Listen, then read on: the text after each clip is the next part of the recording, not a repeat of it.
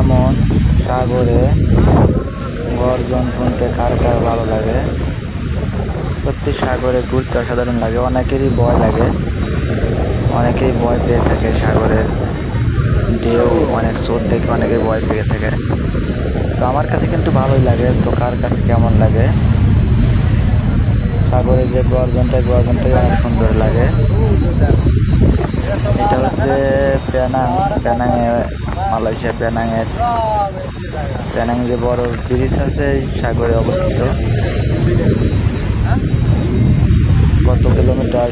দুইটা আছে ব্রিজ, একটা 17 কিলোমিটার, একটা 21 কিলোমিটার। এই সাগরে অবস্থিত।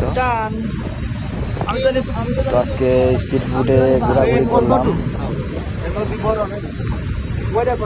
সাগরে ঘুরতে অনেকটাই ভালো লাগে।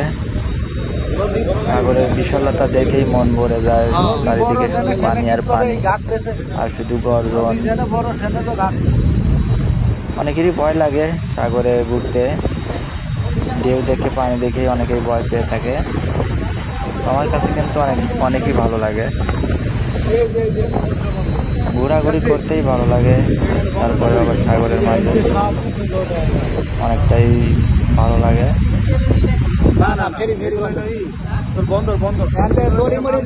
তো আপনাদের কেমন লাগে কমেন্টে জানাবেন, কার কেমন লাগে সাগরে ঘোরাঘুরি করতে। আমার কাছে সত্যি অসাধারণ লাগে।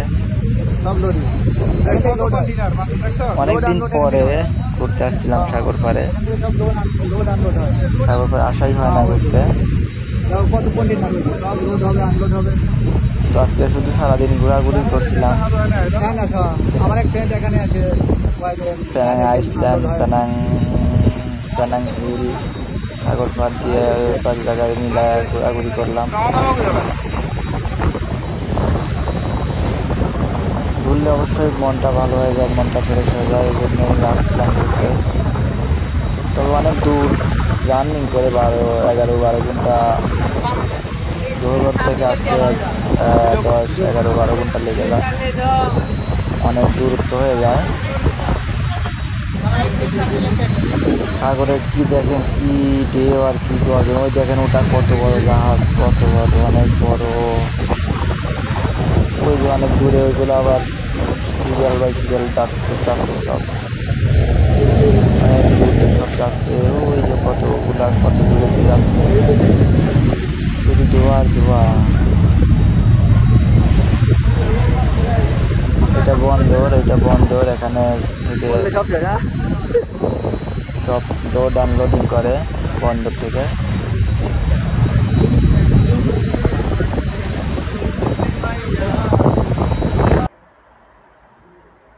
তো ভালোই লাগলো ঘোরাঘুরি করে, অনেকক্ষণই ঘুরলাম।